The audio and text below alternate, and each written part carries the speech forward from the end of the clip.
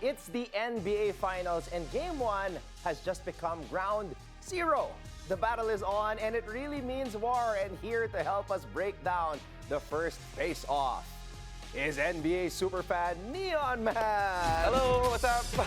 Brother, it's about time. Namiss kita. Oh, thank you. Thanks for having me back. Akala ko, nandun ka sa States. Akala ko manunood ka ng NBA Finals. So, I want to ask you, why are you here? Wala ng budget, bro. Ipon muna next season. We'll be back next season. Yeah, alam mo, you've made waves on social media recently talking about your change in perspective with regards to life. Kasi nga, alam ng tao na lagi kang nandoon. And all these questions, how can he afford this? Why is he always there? And you really let people know that sometimes priorities change and it's okay to not maintain yung ganong klaseng lifestyle. Right. Kasi ako parang, I feel like a lot of people look at me na parang, I really hype a lot of people. Yes. And people think na parang, talagang full YOLO mode and everything and all that. But, sometimes life is not all about hindi puro good times, di ba? Yes, talagang up and down, and it's okay. Yeah, that's fine. So, yeah. But one thing that hasn't changed is that you are still a huge NBA super fan. So Yeah, eto, of course. pag-usapan natin itong Game 1. Grabe, the first thing I said while watching this game, nung natapos, final buzzer, what the hally? I know, right? What the hally? My goodness. But are we Diba? still surprised? Oo nga eh, he's been doing it this. like every other week over the past 2 months. Yeah. So what's your takeaway? Biggest takeaway from game number 1? Actually, biggest takeaway, I think, are we still even surprised he did that? I mean, when Pascal Siakam got that rebound, last rebound, I was like, oh my goodness. I don't watch a lot of Pacer games, but I know that it's going to Hallie's hand. and we got the ball. Pucha, game over na. So before Halliburton, it was Nembhard making those clutch step backs. Right. Pascal Siakam was also solid, as you mentioned. SGA. What a game. I know. What a game. SGA really had a great, talaga MVP type of performance. Unfortunately, talagang the magic of the Indiana Pacers is really hard to beat. Yeah, yun talaga yung inaabangan ko with this series, the matchup of the star point guards, Tyrese Halliburton and SGA, Shai Gilgeous-Alexander, NBA scoring champion and NBA MVP. Let's break it down, Neon Man. Let's go to the big LED here. And I'm gonna do something different. Babanatan kita ng mga stats. You can call me Professor Anton Rojas. Okay? Okay, coach. Because you bring the fire, I will bring the numbers here tonight. Okay. SGA, binanggit ko, Neon Man.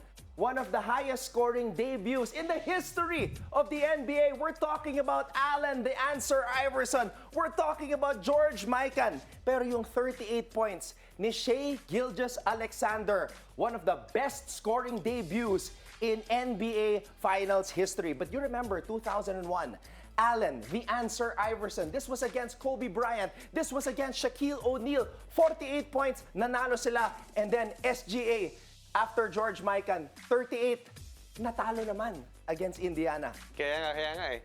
So, well, ibang klase talaga yung si Hallie. Talagang super clutch talaga.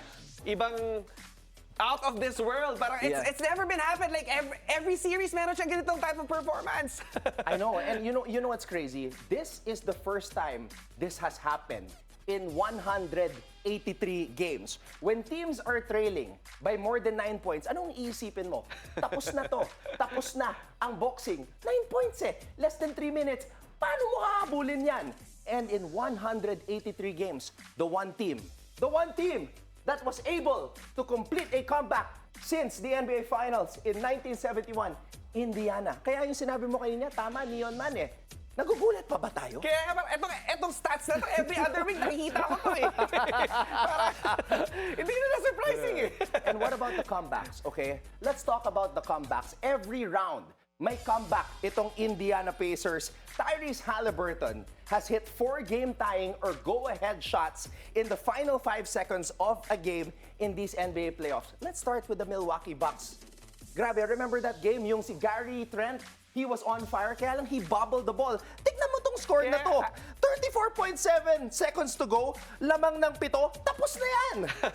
Paano nakahabol Neon Man? What is up with this? I think there was 2 turnovers by Gary Trent na parang kailangan hawakan nyo na lang yung bola. Hawakan nyo na lang. Hindi na nagawa. Nabitawan Hindi na pa. nagawa. Okay, so after Milwaukee, eto na.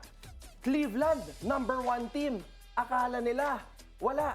Yung Milwaukee, nakaswerte lang yung Indiana kasi na-injure si Damian Lillard. Pero yung Cleveland, di nila matatalo yan. Look, tapos na to eh. 46.7, 119, number 12, 112, natalo pa. Ibang klase talaga. Halliburton went at Donovan Mitchell. Kaya nga eh. And then you know, with the Indiana Pacers, talagang, what's nice with them, talagang balanced scoring and everything. Talagang, but, pag last shot, it's clear. The ball goes to Hallie. That's what happened here Oo. against New York. Ganun na naman ang nangyari. Who will forget? Where were you when he did the choke? Because game number 1, the choke. I was at home looking at sa Facebook Live. Tumuro pa kay Reggie Miller. Well, Kaya nga. Reggie Miller ang tumuro sa kanya. Kaya nga. But he saw Reggie Miller and then he did the choke. But this one, I don't think the New York Knicks choked here. Okay. Grabe. Laki, 6 straight 3 points. Si Neesmith. Neesmith, Aaron Talagang, Neesmith, yeah. Wow, that wasn't a choke. They got super lucky that game.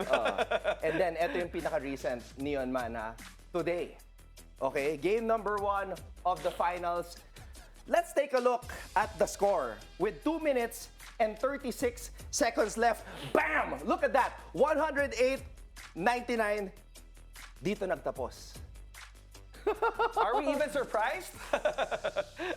Talagang, when Halliburton got that ball, I was like, bro, I've seen this over and over. Game over na. Let's bring out the play. Let's bring out the play. Dapat, ito na yung pang-ice ni Shai Gilgeous-Alexander, okay? And then Obi Here we Toppin go. finds the guy. Kayson Wallace, Neon Man, what do you think about Kayson Wallace being the guy to guard Halliburton? Well, I think that's as good as you can guard him. I mean, unless you double him, right? Parang, Yeah. I think they know that he's gonna shoot it. But yeah, that's as good as of a defense they can do. What about the defense on Shai Gilgeous-Alexander? Pang 40 yan ni Shai Gilgeous-Alexander, Well, but he missed. Yeah, but that's a shot that he makes like every single day, and yeah, he just missed it. So, kumbaga, it was a good look. It was a good you look. live and die with that Yeah, shot. you live and die with that shot. So, masasabi ba natin na para kay Halliburton at sa Indiana talaga? Kasi di ba, as you said, sure ball na yan kay Shai eh. Yeah. Pero napunta ulit kay Tyrese Halliburton. Well, talagang, this is the shot that's, I mean, talagang, he is writing this movie as we see it on TV. It's like, God, even the WWE script writers can't write a better script than this. Game 1 was like a movie, and we're so excited for game number 2 happening on Monday. Neon Man, your thoughts, adjustments na pwedeng gawin ng OKC para makabawi sa game number 2? I think the OKC Thunder did a pretty good job in today. Talagang medyo minalas lang talaga sa dulo, di ba? Okay. And I think they're still heavily favored. Yeah. I still think the OKC is gonna win it all. Ah, wow, But at okay. least now we have a series already. Okay. Because everybody thinks it's talaga heavily favored yung Oklahoma City Thunder eh. I'll give you some more numbers. Oh. ESPN analysts, there were 23 of them, okay? Tinanong sila, sino ang pipiliin mo? Sino ang pick mo na mag-champion? 20 out of the 23 said OKC. Yeah. Tatlo lang ang nagsabing Indiana. And at the press conference, sinabi ni Tyrese Halliburton, ano kayo ngayon? Overrated? Now you're saying OKC's gonna win? Pero grabe, the percentage, liamado talaga sina SGA at OKC. Kaya nga eh. So, we'll see. They're gonna play in their home court and I think they're gonna win game 2. So your prediction is OKC in how many games? I think I still think they can finish this in 5 games. Wow. Without the magic of walang ganitong chamba ulit. I mean, can we still call it chamba? They've been doing it every other week, but wow, this is something else. So, Neon Man, I'm surprised. You think masisweep ni SGA at ng OKC the rest of the way? I think so. So, I think so. So, parang yun nangyari kay Allen Allen Iverson. Iverson and the Lakers. Nanalo lang ng game Yeah. number 1, na-sweep na. Yeah. Wow, okay. We'll see. Okay. What do you think? What do you think? All right. Alam mo, if there is one player in these playoffs that I became a huge fan, yung tipong na-convert ako, yung tipong gusto ko bumili ng NBA jersey sa team store, It's this guy right here, Tyrese Halliburton. Ali. Oh, let's bet on it. Yeah, let's go. Just kidding. Neon Man, thank you so much for coming here on the show. Thanks for having me. Salamat. Thank you. I'll see you again soon. Thank you. Okay. Bye.